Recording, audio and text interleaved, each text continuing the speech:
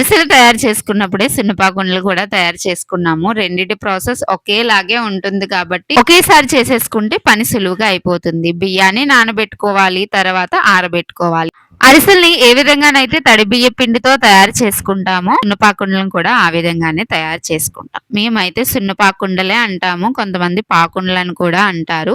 అయితే బియ్యం ఎంత తీసుకుంటామో అందులో సగం బెల్లాన్ని కూడా తీసుకోవాలి. బెల్లం పాకం అరిసెలకైతే లేత ఉండపాకం వస్తే సరిపోతుంది కదా, దీనికైతే ముదర ఉండపాకం రావాలి. అంటే ఉండ కట్టాలి కాబట్టి గట్టి పాకమే రావాలి. లేత పాకం వచ్చేస్తే నూనెలో వేసినప్పుడు ఆ ఉండలు అనేవి చీరేస్తాయి. పాకం వచ్చిన వెంటనే పిండిని ఈ విధంగా వేసేసుకుంటూ ఉండ కట్టేలాగా పిండిని తయారు చేసుకుని పక్కన పెట్టుకోవాలి. సున్నపాకంలో కొబ్బరి ముక్కలు వేసుకుంటాం కాబట్టి కొబ్బరి ముక్కలని చిన్న చిన్నగా ముక్కల కింద తరుక్కొని పాన్ లోని నూనె లేదా నెయ్యి వేసుకొని మంచి గోల్డెన్ కలర్ వచ్చేంత వరకు మీడియం ఫ్లేమ్ మీద ఫ్రై చేసుకొని ఒక ప్లేట్ లోకి తీసుకోవాలి. అలాగే మిరియాలు, శొంఠిని కూడా పొడి కింద రెడీ చేసేసుకొని చల్లారిన పిండి ముద్దలో ఈ వేయించిన కొబ్బరి ముక్కలు, మిరియాలు, శొంఠి వేసేసి బాగా కలుపుకొని చిన్న చిన్న ఉండల కింద చుట్టేసుకోవడమే. ఇలా రెడీ చేసుకున్న వీటిని ఆయిల్లో వేసేసుకోవాలి.